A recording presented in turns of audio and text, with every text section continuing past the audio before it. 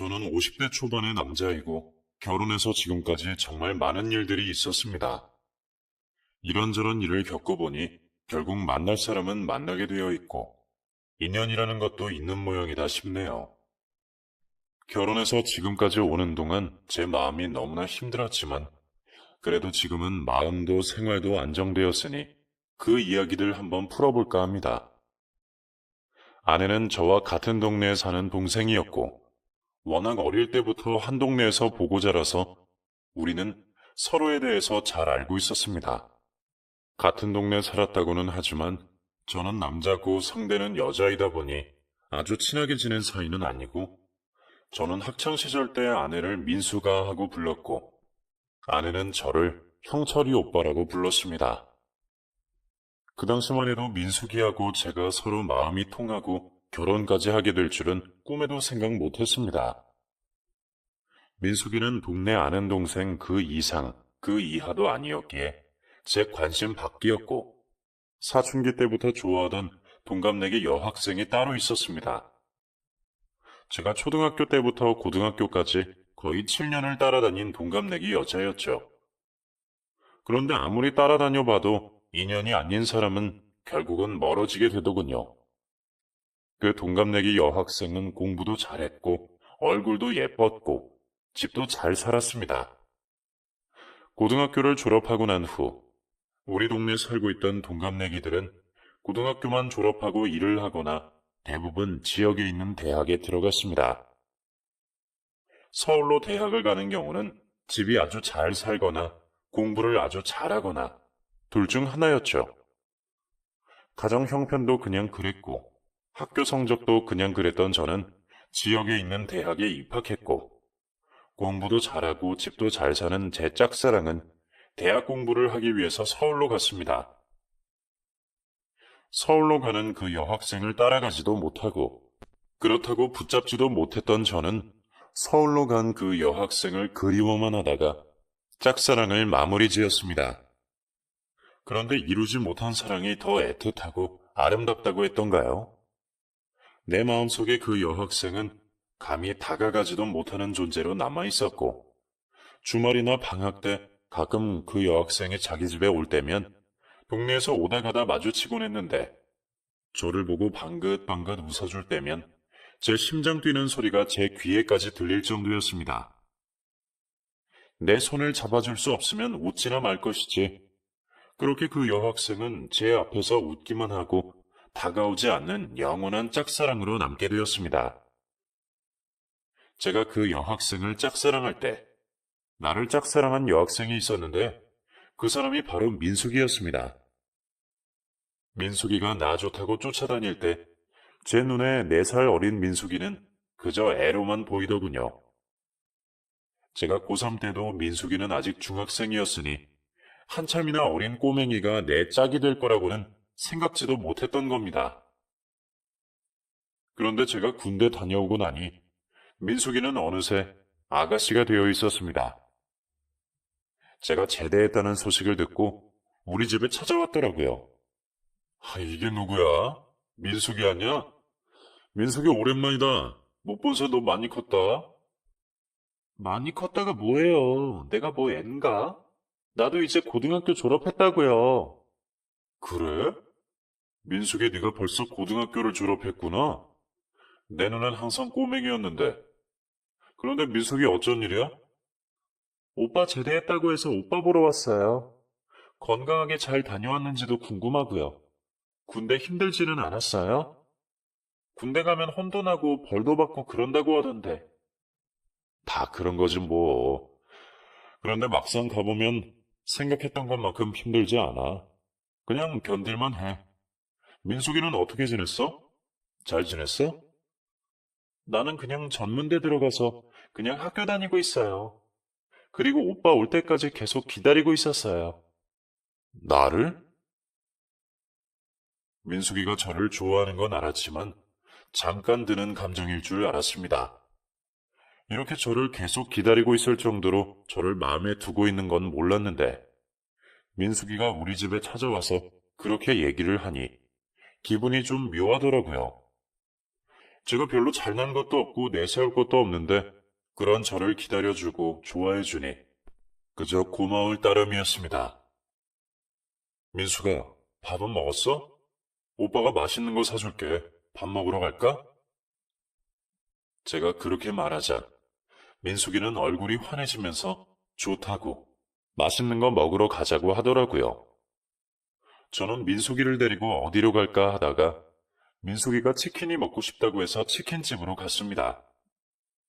그리고 우리는 맥주 500cc를 시켜서 처음으로 이런저런 이야기들을 오랫동안 나누었습니다. 민숙이가 저보고 그러더라고요. 나 오빠를 중학교 때부터 좋아했었어요. 오빠는 그거 몰랐죠?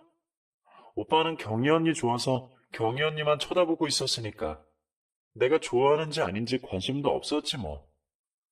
그래서 그냥 오빠 싫어해버릴까 생각도 했는데 그런데도 오빠가 너무 좋아서 싫어할 수가 없었어요. 나 이제 꼬맹이도 아니고 나 오빠 여자친구 하면 안 돼요? 어? 여자친구? 여자친구라고 하면 좀 그런가? 그러면 다른 말로 바꾸지 뭐. 나 오빠 애인 하면 안 돼요? 나 이제 애 아니잖아요. 오빠 아직 경희 언니 좋아하는 거 아니면 나랑 애인해요. 당돌하게 얘기하는데 제가 좀 당황했죠. 그런데 민숙이는 제 눈을 빤히 쳐다보면서 제 대답만 기다리고 있더라고요. 그 모습이 귀엽기도 하고 나를 좋아해 주는 게 고맙기도 해서 그냥 웃었습니다. 그랬더니 민숙이는 왜 웃기만 하냐고 대답을 해야 한다면서 저를 조르더라고요. 그래서 저는 조금 생각해보자고 너무 갑작스러워서 무슨 말을 해야 좋을지 모르겠다고 했죠. 그럼 딱 일주일만 시간을 줄게요. 더 이상은 나도 못 기다려요. 내가 고백할 때 받아주는 게 좋을 거예요. 안 그러면 완전 후회할걸요? 저는 그런 민숙이가 싫지 않았고 민숙이 정도면 참 괜찮은 사람이라는 생각이 들었습니다. 그래서 저는 며칠 고민할 것도 없이 민숙이한테 우리 한번 잘해보자고 얘기했죠. 그렇게 민숙이와 몇 년을 만나는 동안 저의 첫사랑 경희는 서서히 잊어갔죠. 경희는 경희대로 서울에서 잘 지내는 것 같았고 저는 민숙이와 함께 미래를 준비해 갔습니다. 부모님에게도 민숙이와 교제하고 있고 결혼할 마음까지 있다고 말씀드렸고요. 양가 부모님도 특별히 반대하지 않으셨습니다. 그저 우리 결혼식은 물 흘러가듯 자연스럽게 흘러갔고 제가 28살 되던 해 직장을 구하자마자 우리는 결혼식을 올렸습니다. 결혼하고 다음 해 아이가 태어났고 우리는 크게 부자도 아니었지만 부족한 것도 없었습니다. 민숙이는 참 야무진 살림꾼이라 제가 월급을 가져다 주면 그걸로 살림도 살고 부모님 용돈도 드리고 적금도 붙더라고요. 저는 아무리 생각해도 그렇게까지는 못할 것 같은데 민숙이는 희한하게 얼마 되지도 않은 돈을 차곡차곡 모아갔습니다. 민숙이는 부모님이나 제 앞으로 들어가는 돈은 쓸 만큼 썼지만 본인 앞으로 쓰는 돈은 거의 없었습니다. 옷도 늘 입던 옷을 입고 신발도 더 이상 신을 수 없을 지경이 될 때까지 신었습니다. 저는 그런 민숙이에게 늘 미안했지만 민숙이는 오히려 저보고 고맙다고 하더라고요. 나는 세상에서 제일 행복한 여자야. 내가 그렇게 좋아하던 사람이랑 결혼했지. 이렇게 예쁜 아기도 낳았지. 그리고 우리 세 식구 재미있게 잘 살아가고 있잖아. 오빠는 늘 돈을 더 벌어다 주고 싶다고 하지만 나는 이 정도만 벌어다 줘도 만족해. 오빠가 돈을 적게 벌어온다고 우리가 밥을 굶기를 해 빚을 지기를 했어. 이 돈 차곡차곡 모아서 나중에 꼭 우리 집 하나 마련할 거야. 애 조금 크고 나면 나도 일할 수 있으니까 우리 얼마든지 우리 집 마련할 수 있을 거야.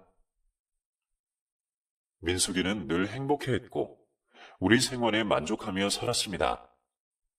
저는 그런 민숙이가 너무 고마웠고 저 역시 민숙이와 결혼한 것이 너무나 행복했습니다. 그리고 제가 결혼하고 10년 정도 지났을 때 회사로 전화가 왔습니다. 전화를 받으니 상대가 머뭇거리며 조심스럽게 얘기를 하더군요.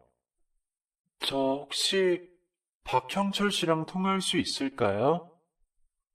예, 제가 박형철인데요. 누구세요? 아, 형철이 전화번호 맞구나. 나 경희인데. 이경희. 생각나? 어? 경희? 우리 동네 살던 이경희? 맞아, 기억하는구나. 그동안 잘 지냈어? 결혼했다는 소식은 들었어. 민숙이하고 결혼했다며? 결혼식에 못 가봐서 미안하다. 내가 서울에 오고 나서 사는 게 너무 바빠서 못 갔어. 아니야, 미안할 게 뭐 있어. 멀리 있는데 소식도 모르고 못 오는 게 당연하지. 그런데 너는 어떻게 살았어? 잘 지냈어? 그런데 어쩐 일이야? 너무 오랜만이고 뜻밖이라 놀랍기도 하고 반갑기도 하다. 난 그냥저냥 지내고 있어. 네 소식이 궁금해서 사람들한테 물어봤어. 연락처도 친구들한테 들었어. 대전으로 나갔다며? 대전에서 자리 잡고 잘 살고 있다고 동네 친구들이 그러더라. 잘 사는 건 아니고 그냥 사는 거지 뭐. 그냥 사는 게 다 그렇잖아. 그래. 사는 게 정말 다 그렇더라. 뭐 대단하고 특별한 게 있을 줄 알았는데 그런 것도 아니고. 혹시 시간 되면 한번 만날 수 있을까? 내가 너희 회사 쪽으로 찾아갈 수 있는데. 회사가 어딘지만 알려주면 내가 집에 가는 길에 한번 찾아갈게. 나 지금 집으로 가는 길이야. 그럴래? 저는 경희에게 회사 연락처 이름과 위치를 알려주었고, 제가 퇴근하기 30분 전 경희가 회사 앞에 도착했다고 연락이 다시 왔더군요.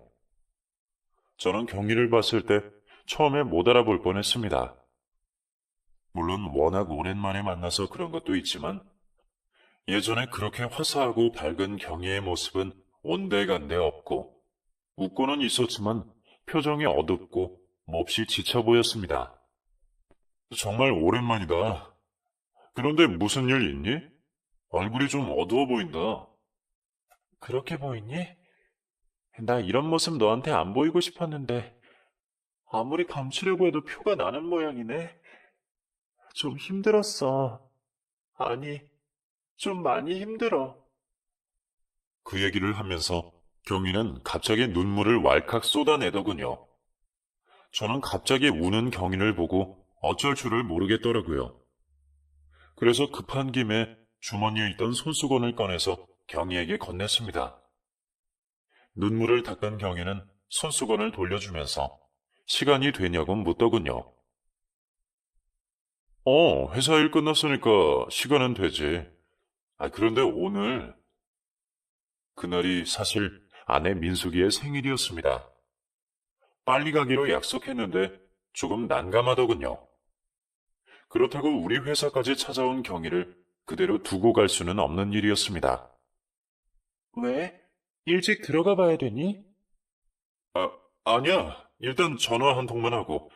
잠깐만 기다려줘. 저기 형철아, 혹시 민숙이한테 전화하는 거면 나 만났다고는 안 하는 게 좋을 것 같아. 왜냐면 그냥 괜히 오해할 수도 있을 것 같아서. 저는 경희가 무슨 얘기를 하는지 알겠더라고요. 저는 아내 민숙이한테 전화를 걸었고 갑자기 회사에 급한 일이 생겼다며 좀 늦을 것 같다고 생일인데 늦게 가서 미안하다고 집에 가서 보자고 했죠. 그랬더니 민숙이는 사회생활 하다 보면 그럴 수 있는 거 아니냐고 자기 생일은 신경 쓰지 말고 일 잘 보고 오라고 하더라고요. 저는 민숙이한테 대충 둘러대고 경희와 횟집에 갔습니다.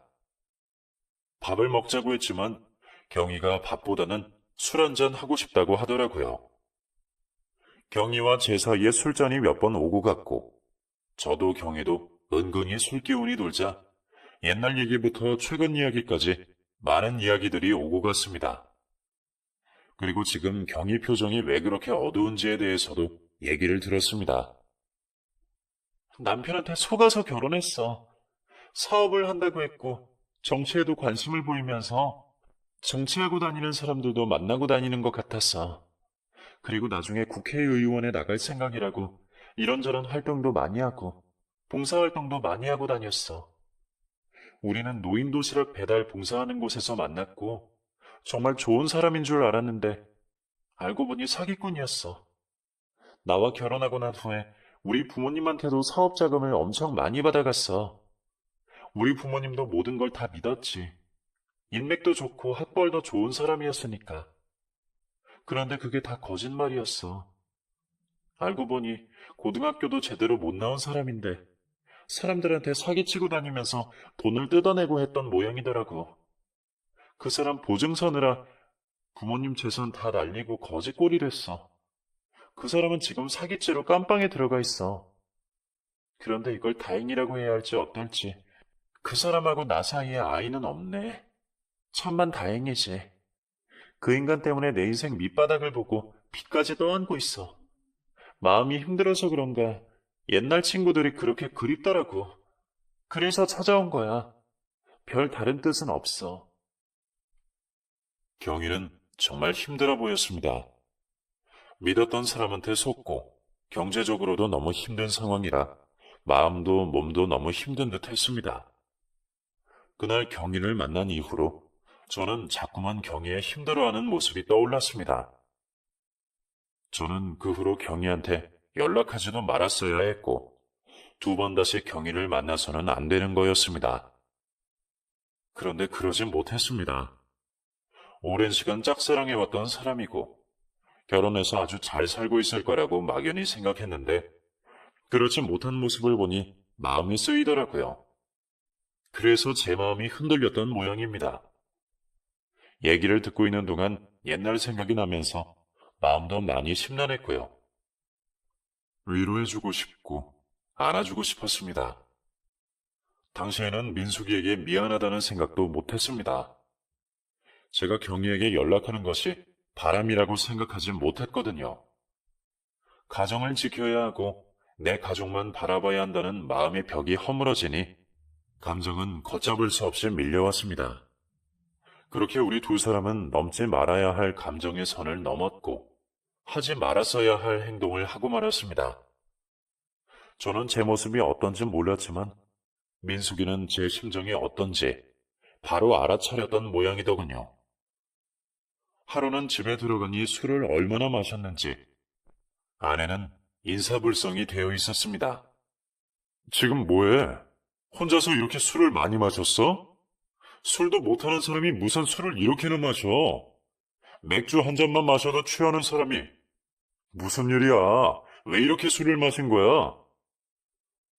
제가 물어도 아내는 대답도 하지 않고 계속 술만 마시고 있었습니다. 그리고 한참 동안 저를 쳐다보더니 소리 없이 눈물만 뚝뚝 흘리고 있었습니다. 순간 심장이 내려앉으면서 민숙이가 모든 걸 알고 있다는 걸 깨달았습니다. 그 눈빛에는 저에 대한 원망과 배신으로 상처받은 마음이 그대로 담겨 있었습니다. 그리고 세상을 곧 등져버릴 것 같은 표정으로 신발도 신지 않고 집 밖으로 걸어 나가더군요. 저는 민숙이 뒤를 따라갔습니다. 뭐 하는 거야? 어디가? 내가 살아서 뭐해? 나는 정말 최선을 다해서 살았는데 결국 돌아오는 게 이거였어. 살아봐야 무슨 소용이 있어. 결국 배신당하고 버림받고. 민숙이는 완전히 삶의 의지를 놓아버린 듯 했습니다. 이대로 두면 정말 죽어버릴지도 모른다는 생각이 들더군요. 그제야 정신이 번쩍 들었습니다. 내가 뭔 짓을 하고 다녔는지, 민숙이 생각은 못하고 내가 이 사람에게 얼마나 몹쓸 짓을 하고 있는지. 저는 민숙이에게 큰 상처를 안겨주었고 그 상처는 좀처럼 아물 것 같지 않았습니다.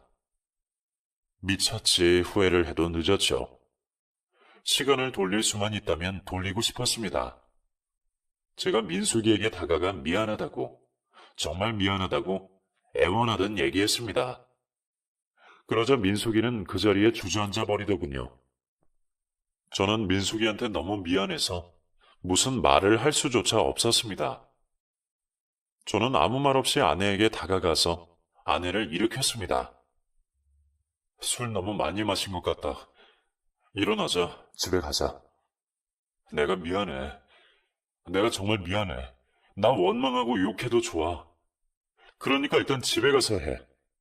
여기서 이렇게 앉아있으면 어떡해. 제가 민숙이를 부축하자 민숙이는 제 손을 뿌리치고 소리내어 울었습니다. 계속 눈물만 흘리고 있다가 소리내어 울기라도 하니 제 마음이 조금은 놓이더라고요. 그렇게 한참을 길거리에서 울다가 민숙이와 저는 집으로 돌아왔고 민숙이는 밤새 수없이 토하다가 겨우 잠이 들었습니다. 그 일이 있은 후 저는 경희에게 더 이상 만나면 안 되겠다고 얘기를 했습니다. 내가 민숙이를 아프게 한 것 같다고. 민숙이는 한평생 나밖에 모르고 살아온 사람인데 내가 그러면 안 되는 거였다고요. 경희한테서도 원망이 돌아왔습니다. 갑자기 사람이 어떻게 마음을 바꾸느냐고요. 누구도 탓할 수 없었죠. 모두 제 잘못이었습니다. 그렇게 경희에 대한 제 마음은 정리가 되어갔는데 민숙이 마음의 상처는 그때부터가 시작이었습니다. 요리하는 것도 좋아하고 집 정리하는 것도 좋아하고 늘 행복하다고 웃던 민숙이가 더 이상 웃지 않았고 모든 것에 손을 놓더군요. 거의 매일 술을 마셨고 정성스럽고 정갈하게 차려주었던 밥상은 찾아볼 수가 없었습니다. 제가 들어가면 아내는 늘 술만 마시고 있었습니다. 왜 그렇게 술을 마시냐? 술 좀 그만 마시라고 하면 아내는 원망스럽고 날카로운 눈빛으로 저를 노려보았습니다. 제가 도대체 어떻게 하면 좋을지 모르겠더군요. 아무리 용서를 빌어도 소용없었습니다. 술이 떨어지면 아내는 아침이고 밤이고 집 앞 편의점에 가서 술을 사가지고 왔습니다. 안주도 없이 술만 들이부었습니다. 술을 마시는 것을 말리면 난리가 나고 저대로 두면 몸이 다 상할 것 같아서 김치찌개라도 만들어서 주면 제가 만들어준 것을 그대로 뒤집어 엎어버렸습니다. 술에 찌들어가자 아내는 점점 변해갔습니다. 제가 세수만 해도 왜? 또 그년 만나러 가? 그년이 그렇게 좋아? 하고 시비를 걸었고 집에 들어가면 저한테 여자 냄새가 나는 것 같다고 냄새를 맡았습니다. 제발 그러지 말아라. 이제 다 끝났다. 아무리 말해도 소용없었죠. 언제는 나한테 그년 만난다고 하고 만났어? 맨날 거짓말. 입만 대면 거짓말이야. 한 번 속지 두 번 속지 않아. 너는 진짜로 나쁜 놈이야. 제발 경희 얘기는 좀 그만해. 내가 몇 번을 말해 끝났다고. 이제 두 번 다시 만나지 않아. 죽어서도 만나지 않을 거니까 제발 좀 그만해. 나도 참지 못해 소리를 치면 아내는 더 크게 소리를 질렀습니다. 내가 바람을 폈어? 왜 나한테 소리를 쳐? 내가 뭘 잘못했는데? 내가 뭘 어쨌는데? 왜 나한테 소리를 질러? 나가 죽어. 나가 죽어버려. 무슨 말을 해도 들으려 하지 않았고 통하지 않았습니다.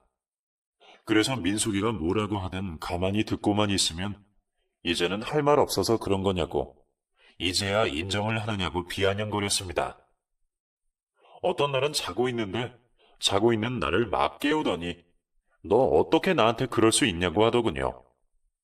꿈을 꾸었는데 제가 그년을 만나고 있었다고 나를 두고 그년이랑 몸을 섞을 수가 있냐고 저를 막 두드려 패기 시작했습니다. 정말 하루하루가 악몽 같았죠. 그건 살아도 사는 게 아니었습니다. 정말 사람 미칠 노릇이었고 이대로 가다가는 둘 다 어찌 될 것 같았습니다. 모든 건 저로 인해서 시작된 것이기 때문에 어떻게든 아내를 달래고 진정시켜보려고 했지만 아내는 예전으로 돌아오지 못했습니다. 아내의 마음은 옛날에 받았던 상처와 끝없이 마셔대는 술로 병들어갔고 그 증세는 점점 심해졌습니다. 그런데 어느 날 집에 들어가 보니 아내는 집에 없었습니다. 아이는 학교 마치고 돌아와서 혼자 밥을 챙겨 먹고 혼자 TV를 보고 있었습니다. 엄마 어디 갔느냐고 물었더니 아이도 모른다고 했습니다. 집에 돌아와 보니 엄마가 없다고 하더군요. 저는 밖으로 나가서 집 주변을 살펴보았지만 민숙이는 없었습니다. 걱정이 밀려오더군요. 술을 마시고 제정신이 아닐 때 혹시 무슨 잘못된 선택이라도 했을까 봐서요. 아니나 다를까 나쁜 예감은 틀리지 않았습니다. 9시쯤 되었을 때 경찰서에서 전화가 왔고 민숙이가 물에 빠져 있는 것을 지나가던 사람의 신고로 건져 올렸다고 했습니다. 민숙이는 병원으로 옮겨졌고 저는 바로 병원으로 달려갔습니다. 아내는 겨우 목숨을 건지고 병원에 누워 있었습니다.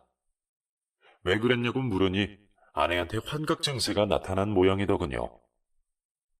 누가 자기를 불렀다고 죽으려고 한 게 아닌데 자꾸 들어가다 보니 더 이상 빠져나올 수가 없었다고 무서웠다고 하더군요. 그래서 저는 붙들고 앉아서 진지하게 얘기를 했습니다. 내가 미안하다. 잘못했다. 앞으로 절대 그러지 않을 것이다. 그러니 마음 풀고 다시 예전으로 돌아가자. 내가 어떻게 했으면 좋겠냐. 그랬더니 아내는 이혼하자고 하더군요. 나는 니놈 얼굴만 보면 구역질이 나고 맨정신으로 살아갈 수가 없어. 내가 아이 때문에 웬만하면 참고 살려고 했는데 이러다가는 내가 죽을 것 같아. 술을 하루라도 안 마시면 살 수가 없어. 애한테 이런 모습 자꾸 보이는 것도 좋지 않고 이혼하자. 마음이 좀처럼 가라앉지 않고 계속 안 좋은 기억이 떠올라. 이러다가는 정말 무슨 사고라도 칠 것 같아. 저는 그것이 민숙이의 진심임을 누구보다 잘 알았습니다. 더 이상 붙잡으면 민숙이에게 못할 짓 하는 거라는 생각이 들더군요. 그래서 저는 그러자고 했습니다. 네가 원하는 대로 다 해주겠다고요. 그 대신 나는 항상 이 자리에 있을 테니 언제든 돌아오고 싶을 때 돌아오라고 했습니다. 그랬더니 민숙이는 절대 그럴 일은 없을 거라고 하더군요. 그렇게 우리는 결국 이혼하게 되었고 민숙이는 나한테 바라는 것도 없으니 자기를 찾지도 말라고 했습니다. 저보고 딴짓하지 말고 애나 똑바로 키우라고 마지막 말을 남기고 짐을 싸들고 나가버렸습니다. 민숙이는 친정에도 가지 않았고 아무도 민숙이가 어디 갔는지 몰랐습니다. 그야말로 민숙이는 아무도 모르는 곳으로 숨어버렸습니다. 저는 민숙이와 이혼하고 난 후에도 원래 살던 집에서 계속 머물렀습니다. 집주인이 기한이 끝나면 친척이 들어오기로 했다며 나가줬으면 했지만 전세 가격까지 올려주며 여기 있게 해달라고 사정했습니다. 제가 말도 없이 집을 다른 곳으로 옮기면 나중에 민숙이가 찾아오지 못할 수도 있고 민숙이가 왔을 때 제가 떠나고 없으면 민숙이가 정말 배신감을 느낄 것 같아 떠날 수 없었습니다. 그러면 정말 영영 헤어지는 수밖에 없을 것 같아 저는 어떻게든 그 집에 머물러 있어야겠다 생각이 들었습니다. 민숙이가 떠나고 난 후 민숙이의 빈자리는 너무나 컸습니다. 민숙이가 썼던 물건들, 민숙이가 항상 서 있었던 부엌, 그리고 그 사건이 터지기 전까지 늘 반질반질했던 우리 집. 그 모든 것들이 다 그리웠습니다. 술에 쩔어 있는 민숙이라도 나는 괜찮은데 민숙이는 더 이상 내 곁에 없었습니다. 한순간의 잘못된 선택이 우리 가족을 이리 만들 줄이야. 정말 꿈에도 생각지도 못했습니다. 있을 때 잘하라는 말이 이래서 있나 보다 싶었죠. 민숙이가 저를 너무 좋아해 주어서 민숙이의 소중함을 느끼지 못했을 뿐 제가 정말 사랑하는 사람은 민숙이라는 걸 바보같이 뒤늦게야 알게 되었죠. 왜 가까이 있을 때는 그 소중함을 모르는 건지 떠나고 난 후에야 소중함을 느끼는 건지 저같이 어리석은 사람이 세상에 또 있을까요? 저는 아이랑 둘이 살아가면서 민숙이가 사무치게 그리워서 처가를 찾아갔습니다. 처가에서 저를 반길 리가 없지요. 저 때문에 멀쩡히 잘 살던 딸이 그렇게 사라져버렸으니 반기기는커녕 저에게 매타작 안 한 것만 해도 다행이었지요. 제가 아이를 데리고 가면 장인 장모님은 저를 쳐다도 안 보시고 아이만 데리고 방으로 들어가셨습니다. 혹시 민숙이한테 소식이 왔냐고 물으면 원망스러운 눈빛으로 쏘아보기만 할 뿐 어디서 그런 걸 묻느냐는 눈빛으로 저를 쳐다보셨습니다. 그렇게 저는 주말이면 꽂아놓은 보릿자루 마냥 한참 동안 처가에 앉아있다가 돌아오곤 했는데 그것만 해도 조금 위안이 되기는 했습니다. 그렇게 계속 처가를 찾으면 언젠가는 민숙이를 만날 수 있을 것 같은 느낌이 들었으니까요. 그렇게 4년이라는 세월이 흘렀습니다. 일을 마치고 퇴근해서 집으로 돌아오는데 골목에 허름한 옷차림을 한 사람이 서 있었습니다. 저는 그저 폐지를 주우려고 골목을 다니는가 보다 생각을 하고 별 생각 없이 그 사람을 지나쳤습니다. 그런데 그 사람이 저를 부르더군요. 잠깐, 저기... 처음에 저는 저를 부르는지 모르고 그냥 가던 길을 갔는데 그동안 잘 지냈어? 하고 한마디를 더 하는 겁니다. 저는 나 말고 골목에 다른 사람이 있나 싶어서 골목을 돌아봤는데 골목에는 저와 그 사람밖에 없더라고요. 그래서 저는 지금 나한테 얘기한 거냐고 묻고 자세히 얼굴을 보니 그 사람은 다름 아닌 민숙이었습니다. 저는 너무 놀라서 버스에서 내려 사들고 온 사과 봉지를 그 자리에서 떨어뜨리고 말았습니다. 여보, 우리 민숙이 맞지? 당신 맞지? 그러자 민숙이는 저를 가만히 보기만 하고 아무 말이 없었습니다. 민숙아, 여보, 우리 민숙이 맞구나.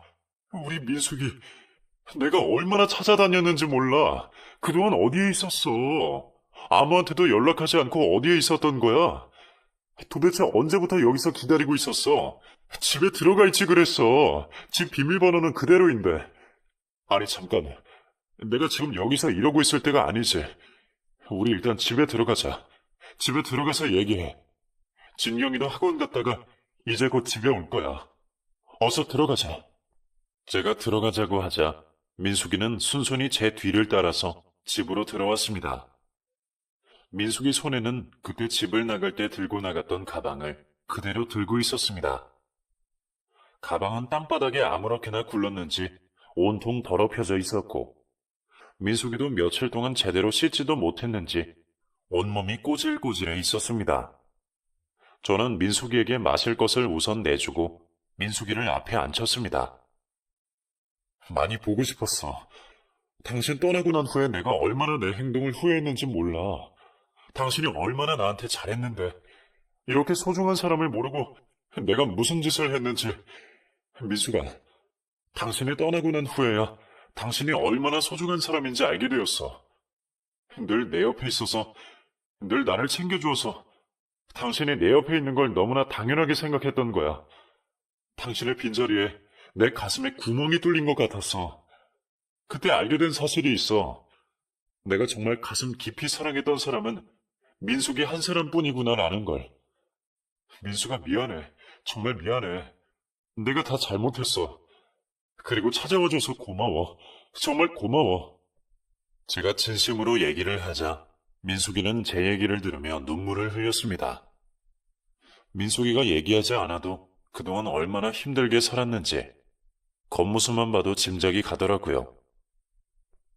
나 얼마 전에 집에 갔었어. 아버지 생신 때.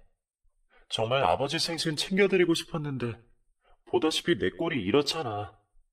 내가 이런 모양새로 나타나면 부모 가슴에 못 하나 더 박는 것 같아서 도저히 못 가겠더라. 우리 엄마 아버지도 이제 늙었고 더 이상 나 때문에 힘드시면 안 되는데 싶어서 최대한 깨끗하게 씻고 제일 깨끗한 옷으로 갈아입고 아버지 생신이 한참 지난 후에야 집에 갔었어. 내가 아무리 씻고 새 옷을 갈아입는다고 해도 노숙자로 살아온 모습이 하루아침에 바뀌는 건 아니잖아. 단번에 알아보시더라. 내가 제대로 살지 못하고 있다는 걸. 엄마 아버지가 돌아서서 눈물을 흘리시는데 내 가슴이 찢어지는 것 같았어. 어떻게든 효도하고 싶고 잘 사는 모습 보여드리고 싶었어. 그런데 내가 뭘 할 수 있을지 모르겠더라고. 집에 있는 동안이라도 부모님 마음 편하게 해드리고 싶어서 최대한 밝은 모습으로 있으려고 했는데 준책스럽게 왜 자꾸 눈물이 나오는지. 부모님도 울고 나도 울고 한참을 울었어. 그리고 그날 엄마가 당신 얘기를 하시더라. 자주 다녀갔다고. 그렇게 실행내색을 하고 문전박대를 해도 한 달에 두세 번은 꼬박꼬박 찾아갔다고. 그리고 꼭 내 안부를 물었다면서 엄마가 내색은 안 하셨지만 고맙다고 하셨어. 그 얘기를 들으니 내가 부모님한테 효도할 수 있는 길은 하나밖에 없다는 생각이 들었어. 당신하고 재결합하는 거. 그래서 찾아온 거야.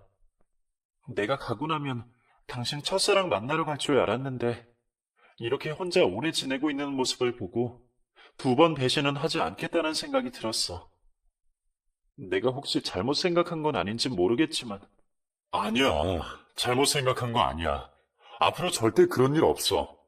2번 다시 당신 가슴 아프게 하는 일도 없고 절대 당신하고 헤어지는 일도 없어. 그건 내가 맹세해. 우리 엄마 아버지를 걸고 맹세하고 하늘을 걸고 우리 아이를 걸고 맹세해. 2번 다시 그런 일은 없을 거야. 한 번만 믿어줘. 그래, 믿을게. 나도 믿고 싶어. 나 지금까지 많이 힘들었어. 집을 나가니까 갈 곳이 없었어. 솔직히 가고 싶은 곳이 없었지. 당신한테 배신당하고 그냥 막 살고 싶었어. 당신 때문에 한 사람이 철저하게 망가지고 폐인되어가는 모습을 보여주고 싶었어. 평생 죄책감 느끼며 살게 해주고 싶었어. 그래서 노숙자가 됐어. 내가 한동안은 알코올 중독 증세가 있어서 술 끊는 것도 힘들었지만 나중에는 독하게 술을 끊고 일을 하려면 얼마든지 일을 하고 방 한 칸 정도는 구할 수 있었어. 그런데 돈은 벌어서 뭐하나, 방은 구해서 뭐하나, 인생에 낙이 하나도 없더라고. 그래서 그냥 노숙인이 되었어. 노숙인들에게 주는 무료 한 끼 식사 받아먹고 나머지 시간은 멍하니 앉아있거나 다른 사람들 구경하는 재미로 살았어. 노숙이라는 게 처음 하려고 하면 이상하고 정말 못할 짓일 것 같은데 이상하게 시간이 지나면 지날수록 노숙 생활이 편하더라고. 그래서 그냥 친한 아픔도 있고 가족들도 있고 길거리 떠돌며 그렇게 살았어. 이런저런 일들도 많았지만 솔직히 지금도 노숙 생활이 편해. 그런데 나만 괜찮고 편하면 되는 게 아니잖아. 누가 뭐래도 나한테는 가족이 있고 부모님이 있는데 그렇게 평생 가슴에 멍을 만들어드릴 수는 없었어.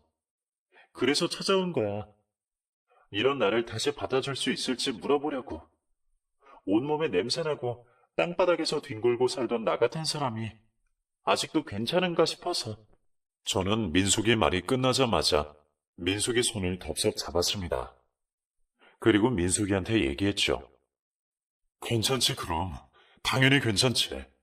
당신은 내 아내고 내가 세상에서 제일 사랑하는 사람이고 우리 아이의 엄마잖아. 우리는 당신이 있어야 돼. 당신 없으면 우린 아무것도 안 돼. 민수가 우리 곁에 있어줘. 그리고 우리 2번 다시 떨어지지 말자.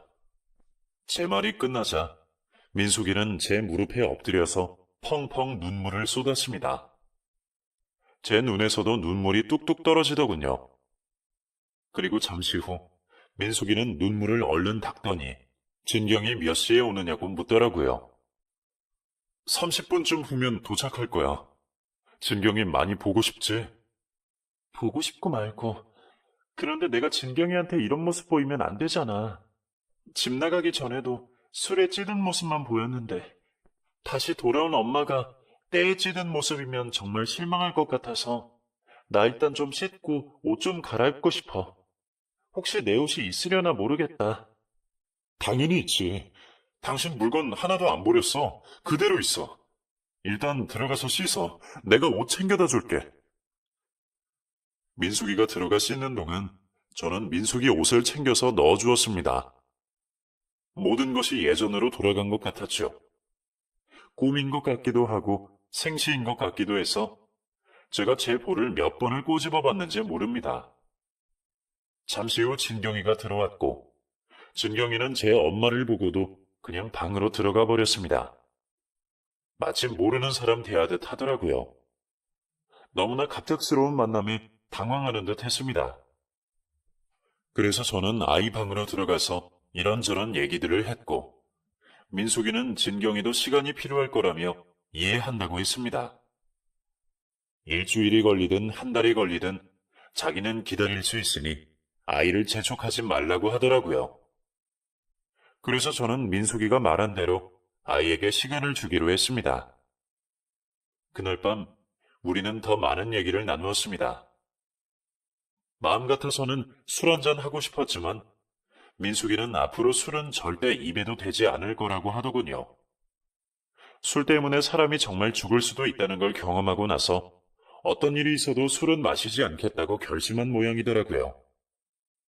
그날 밤 우리는 함께 밤을 보냈고 다음날 아침 민숙이는 언제 일어났는지 부엌에서 밥을 하고 반찬을 만들고 있었습니다.